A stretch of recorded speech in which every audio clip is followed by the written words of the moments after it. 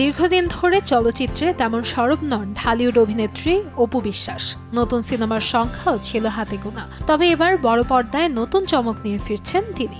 চলতি বছরের শুরুতে ওয়েব ফিল্ম হিসেবে ঘোষিত শিকার এখন নির্মিত হচ্ছে পূর্ণদৈর্ঘ্য সিনেমা হিসেবে। সব প্রস্তুতি শেষ করে এই মাসে শুরু হচ্ছে শুটিং। দেশে প্রেক্ষাগৃহে মুক্তি পাওয়ার কথা রয়েছে সিনেমাটি। শুরুতে ওয়েব ফিল্ম নির্মাণের ঘোষণা হলেও এবার একই গল্পে নির্মিত হতে যাচ্ছে সিনেমা। এর কারণ হিসেবে অবশ্য নির্মাতা ব্যাখ্যাও দিয়েছেন। তিনি জানিয়েছেন, গল্পের পরিধি এবং শিল্পী নির্বাচনের মতো বিষয়গুলো বিবেচনা করে বড় পর্দার দর্শকের জন্য বেশ উপযোগী হবে এটি। তাই ওয়েব থেকে সিনেমা ফরম্যাটে নির্মিত হতে যাচ্ছে শিকার।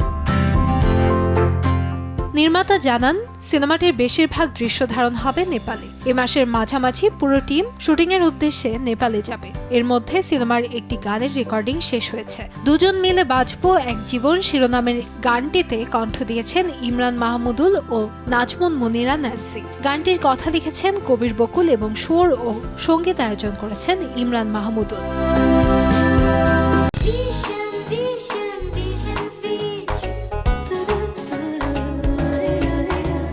সীমান্তবর্তী এলাকার গল্প নিয়ে নির্মিত হচ্ছে অ্যাকশন ড্রামা ঘরানার এই সিনেমা। এতে অপু বিশ্বাসকে দেখা যাবে একটি গ্ল্যামারাস চরিত্রে। নির্মাতার ভাষায় এই সিনেমার সবচেয়ে বড় শক্তি এর গল্প।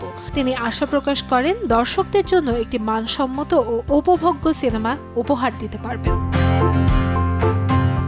এদিকে অপু বিশ্বাসের সর্বশেষ মুক্তিপ্রাপ্ত সিনেমা ছায়াবৃক্ষ, যা বাংলাদেশ সরকারের অনুদানে চা শ্রমিকদের জীবন সংগ্রামের গল্প নিয়ে নির্মিত। সিনেমাটিতে প্রায় 15 বছর পর বড় পর্দায় জুটি হিসেবে দেখা যায় নীরব হোসেন ও অপু বিশ্বাসকে। তবে বক্স অফিসে প্রত্যাশিত সাফল্য পায়নি সিনেমাটি। সাম্প্রতিক সময়ে বিভিন্ন ব্র্যান্ড প্রচারণার কাজ নিয়ে ব্যস্ত সময় পার করছেন অপু বিশ্বাস।